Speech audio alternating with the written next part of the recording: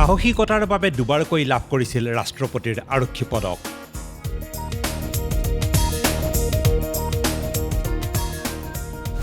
শেহতীয়াকৈ লাভ কৰিছিল পদোন্নতিও। পদোন্নতিৰ বাবে নথিপত্ৰ জমা দিবলৈ আহি হৃদৰোগত আক্ৰান্ত হৈ মৃত্যু হ'ল সাহসী জোৱানৰ।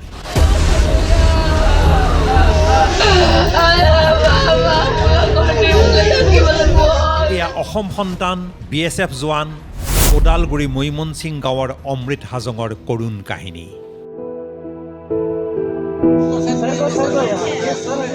যিজন বীৰ জোৱান মৈমনসিং গাঁৱৰ ওদালগুৰি জিলাৰ সামগ্ৰিকভাৱে ৰাজ্যখনৰ গৌৰৱ, সেই জোৱান বাসগৃহলৈ আহিল নিথৰ শৰীৰ হৈ।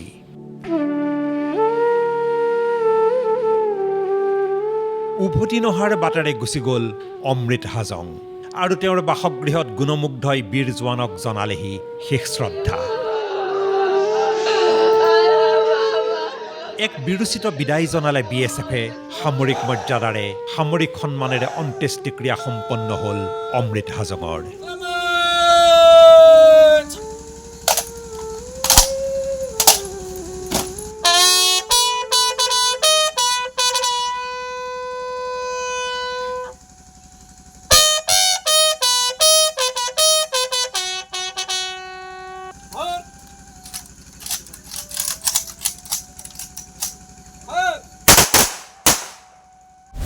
1999 যোগ দিছিল BSFত। কাশ্মীৰ আছিল প্ৰথম কৰ্মক্ষেত্ৰ। বীৰ জোৱানজনৰ ককায়েকে জনালে অমৃত হাজঙৰ কাহিনী। 99ত তেওঁ BSFত যোগদান কৰিছিল। তাৰপিছত BSFতে থাকি তেওঁ কাশ্মীৰত মানে পোষ্টিং হৈছিল। কাশ্মীৰতে তেওঁ দুটা পদক লাভ কৰিবলৈ সক্ষম হ'ল। ৰাষ্ট্ৰপতি এৱাৰ্ড, APJ আবুল কালামৰ দিনত এটা ৰাষ্ট্ৰপতি এৱাৰ্ড পালে। তাৰপিছত প্ৰতিভা দেৱী সিং পাটিলৰ দিনত আৰু এটা এৱাৰ্ড তেওঁ পাবলৈ সক্ষম হ'ল। কিন্তু এই যোৱাকালি 11টা বজাত এই খবৰটো মই পালোঁ। BSF হেডকোৱাৰ্টাৰৰ পৰা মোৰ লগত যোগাযোগ হৈছিল। যোগাযোগ হওঁতে তেওঁলোকে কৈছিল যে মানুহজনে ভাত চাত খাই হোৱাৰ পিছত যেতিয়া নেকি ৰাতিপুৱা যেতিয়া নুঠে, দেৰি হ'ল, তেতিয়া মানে তেওঁলোকে চাবলৈ যাওঁতে মানে বিচনাতে মানে চেন্সলেছ অৱস্থাত পায় আৰু লগে লগে হস্পিটেললৈ লৈ যায়। আৰু লৈ যোৱাৰ পিছত তাতে ডাক্তৰে ডেথ হোৱা বুলি ঘোষণা কৰে।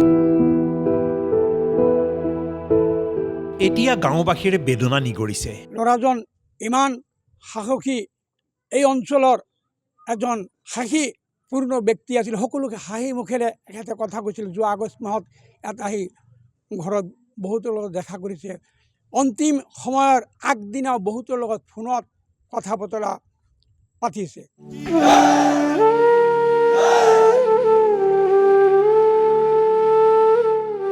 অসমৰ এজন বীৰ সন্তানে এনেদৰেই বিদায় ল'লে।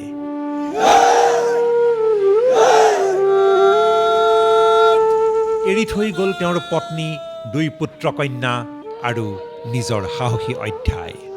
নিউজ ডেস্ক, দেশ টুডে।